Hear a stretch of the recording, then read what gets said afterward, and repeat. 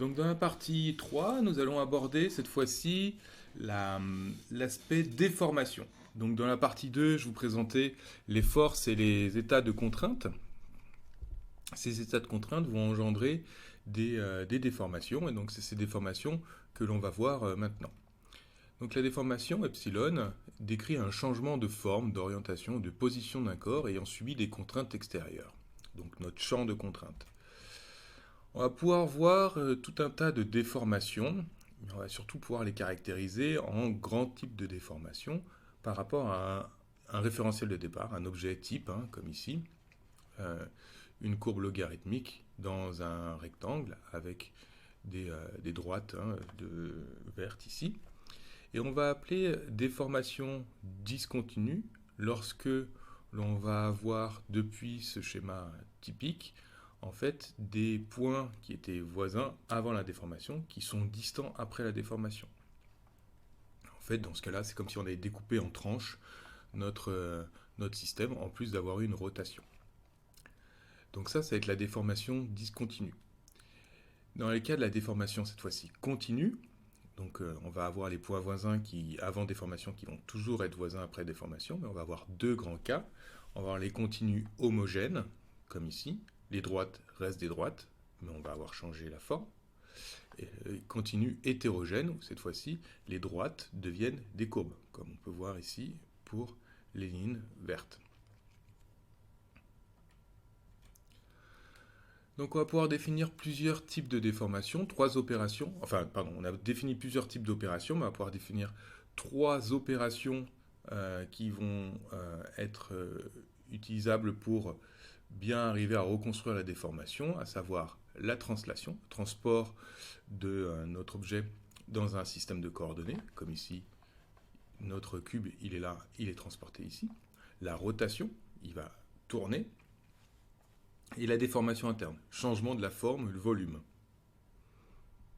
Comme ici, là, qui est tout déformé. Donc la translation et la rotation n'appliquent aucun changement de forme ni de volume sur notre matériel. Hein. Donc translation, on le déplace, rotation, on le tourne. Donc c'est simplement un déplacement du matériel par rapport entre l'état initial et l'état d'arrivée. Par contre, on peut avoir des changements de forme.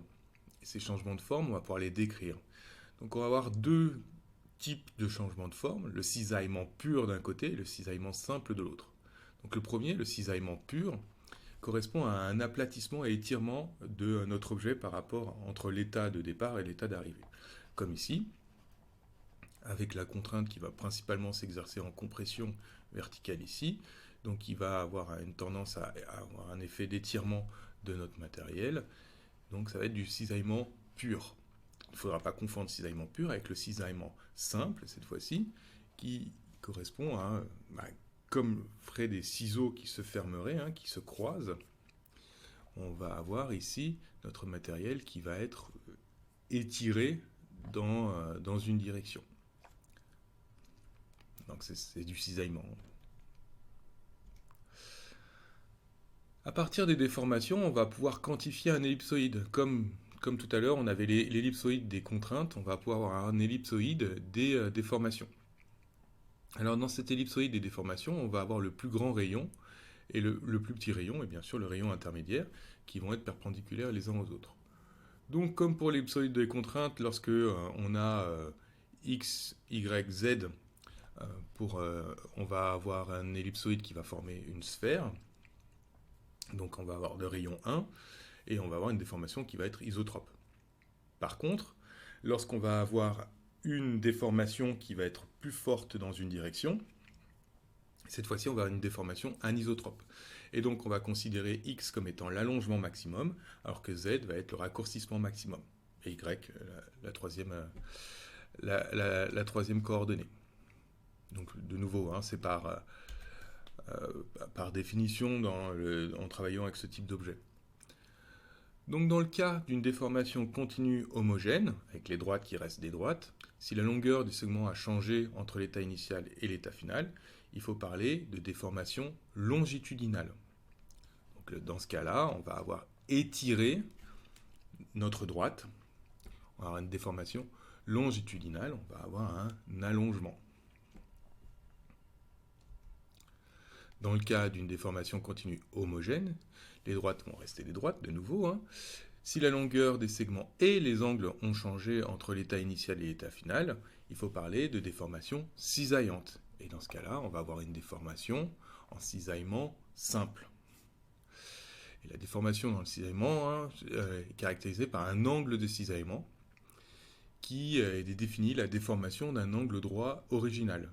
Donc si vous aviez un angle droit ici, on va avoir une transformation de cet angle lié au cisaillement. Donc, rappelez-vous bien, hein, le cisaillement pur, ici, un aplatissement suivant l'axe sigma 1 et un étirement suivant sigma 3.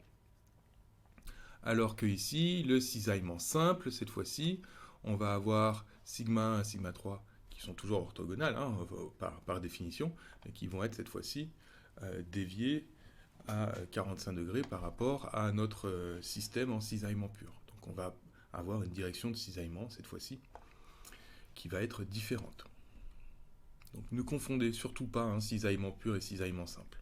Je sais qu'ils portent des noms assez simples et assez similaires, mais ce n'est pas du tout la même chose.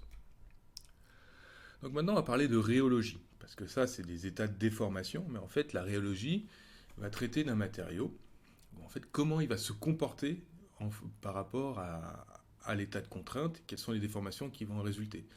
Parce qu'on pourra apporter un certain nombre de contraintes en fonction du matériel qu'on va avoir et des conditions de pression et de température. On ne va pas toujours avoir la même déformation. Donc la rhéologie, c'est l'étude de ces déformations.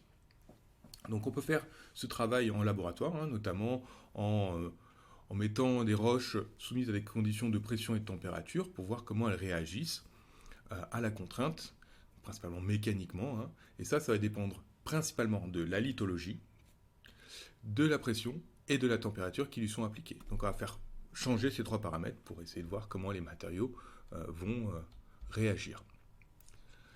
Donc pour ça, on va pouvoir travailler sur un diagramme déformation-contrainte, donc epsilon, sigma. Tel qu'ici. Dans ce diagramme déformation-contrainte, on voit ici, dans cette direction, le changement de forme et dans cette direction, les changements de contrainte. Dans un cas où on va appliquer une contrainte, au fur et à mesure que cette contrainte augmente, on va avoir une déformation qui va se mettre en place. On va d'abord avoir une déformation dite élastique. Cette déformation élastique, si on arrête la contrainte, on va avoir un retour à l'état d'origine. Donc on ne va pas conserver la déformation initiée par la contrainte. Le matériel va reprendre sa forme d'origine. Donc c'est une déformation qui est réversible. Lorsqu'on continue à avancer, que cette fois-ci on va passer à un seuil qu'on appelle le seuil de plasticité, les déformations que l'on va avoir vont être conservées. Si on relâche l'état de contrainte, on va revenir à la forme, mais on va conserver un certain nombre de modifications. Donc on ne va pas revenir à la forme de départ, mais à la forme depuis le seuil de plasticité jusqu'à le moment où on a relâché l'état de contrainte. Donc c'est une déformation qui va être permanente, cette déformation plastique. Et enfin, si on continue à avoir un état de contrainte, on peut atteindre un seuil dit seuil de rupture, où cette fois-ci on va avoir une fracture qui est irréversible. Alors il faut bien savoir qu'on va avoir des roches qui vont être plutôt cassantes. Donc quand on va appliquer un état de contrainte, on va avoir une tendance à les déformer de manière élastique, voire même un peu plastiquement, avant d'atteindre un seuil de rupture. Alors ce seuil de rupture, il va être rapidement atteint dans les roches qui sont vraiment strictement cassantes. Et ça, c'est des déformations qu'on va avoir de type discontinu dans des matériaux qui vont être froids. Et ça va être souvent des déformations qui sont faites sur un intervalle de temps assez court, hein, donc c'est des formations rapides. De l'autre côté de notre arbre, on va avoir des roches qui vont être plutôt ductiles. Hein, donc cette fois-ci, on va pouvoir avoir de grandes déformations hein, sous un état de contrainte sans jamais atteindre le seuil de rupture. Donc on va complètement transformer la forme de notre matériel, son volume. Et ça, ces déformations, elles sont souvent dans des contextes qui sont chauds et continus, c'est-à-dire les forces qui vont s'appliquer pendant longtemps.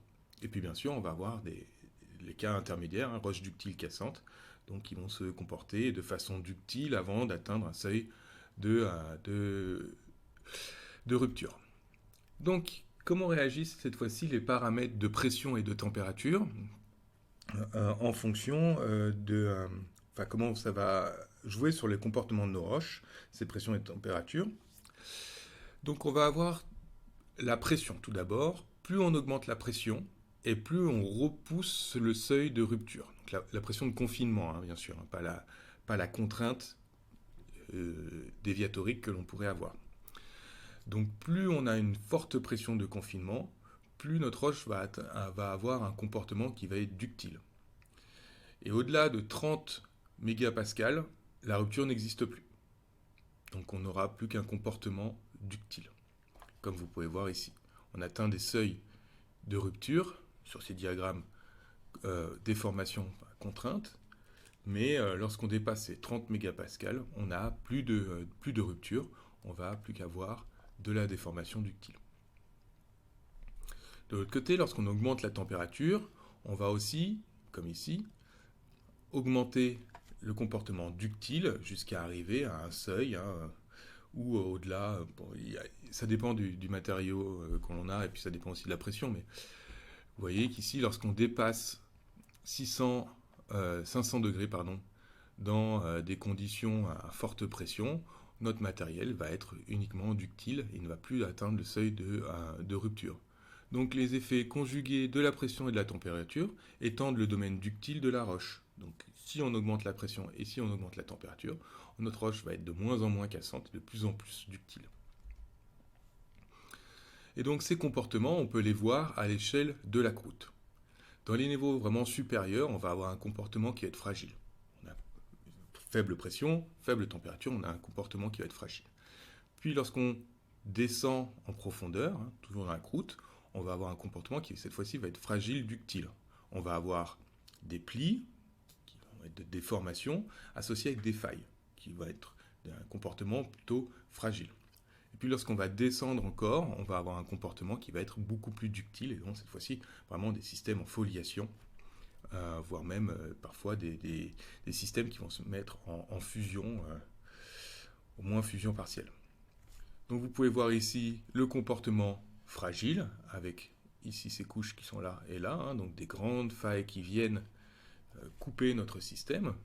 Ici des comportements plutôt fragiles ductiles, avec des grands plis, ces grands plis sont souvent associés avec des grandes failles, jusqu'ici, vraiment dans le métamorphisme du comportement ductile, des plis et des tout petits plis. Lorsqu'on regarde à l'échelle de la lithosphère, on va avoir des propriétés mécaniques qui vont évoluer, qui vont se répéter. Lorsqu'on est dans la croûte, on va avoir les 20 premiers kilomètres qui vont être vraiment strictement cassants, et puis arriver à un pic de résistance où on va atteindre un seuil, où on va passer à du système qui va être beaucoup plus ductile, jusqu'à arriver au moho, et la partie supérieure du manteau va lui être cassant. Donc on est dans notre lithosphère. Même dans notre lithosphère, donc on va avoir une petite partie un peu plus ductile, mais après passer sous le pic de résistance du manteau, là on va passer dans le système vraiment ductile et qui va être ductile en dessous, parce qu'on sera dans la sténosphère. Donc ça c'est les propriétés mécaniques, par exemple ici pour l'olivine dans le manteau ou le quartz dans la croûte. Lorsqu'on regarde les profils rhéologiques, on va avoir des variations qui vont être forcément en lien avec la pression et la température. Bon, la pression, on ne va pas avoir de grandes différences, donc dans ce cas-là, ça ne va pas être le point le plus important, mais par contre, la température, on va avoir des gradients qui vont varier en fonction de l'endroit où on est. Donc, si on a un gradient qui est marqué, on va avoir nos seuils qui vont être atteints beaucoup plus rapidement que lorsqu'on a un gradient qui est moins marqué. De plus, on va avoir un comportement qui va être différent en fonction de si on est en extension ou en compression. il se trouve que la lithosphère a une plus grande résistance à la compression qu'à l'extension. Donc on va casser beaucoup plus rapidement lorsqu'on va être en extension qu'en compression. Et donc il va en résulter une distribution de sismicité dans la lithosphère un peu particulière, où on va avoir des séismes, beaucoup de séismes dans la partie supérieure de la lithosphère, qui est cassante, puis arriver à une certaine profondeur qui va varier localement. Donc c'est pas quelque chose pas forcément répétitif en fonction des différentes zones que l'on va observer, mais on va atteindre une zone ductile, ici comprise entre 20 et 70 km, où on est toujours dans la croûte, surtout ici, là c'est le plateau tibétain, le Karakorum, donc c'est vraiment dans des zones avec un gros épaississement crustal, mais on ne va plus avoir de sismicité à ces profondeurs-là. Par contre, lorsqu'on va passer dans le manteau et inférieur, on va avoir les premières couches du manteau, elles, qui vont être vraiment cassants et dans lesquelles on va retrouver une certaine sismicité. Donc on va avoir cette sorte de répétition. Donc, cassant, et puis lorsqu'on va aller plus en profondeur, on va passer à la ductile, et puis après dessous, encore dessous dans le manteau, lorsqu'on va vraiment atteindre la sténosphère, on va plus qu'avoir du matériel qui va être purement ductile. Dans les déformations discontinues, bien sûr, on va pouvoir voir des failles. Alors les failles, normalement, vous devez les connaître. On a 3 grands types de failles. Les failles dites normales, en extension, ici. Vous avez les failles inverses, en compression. Et puis les failles décrochantes, coulissantes, avec un bloc qui vient vers vous et un bloc qui s'en écarte.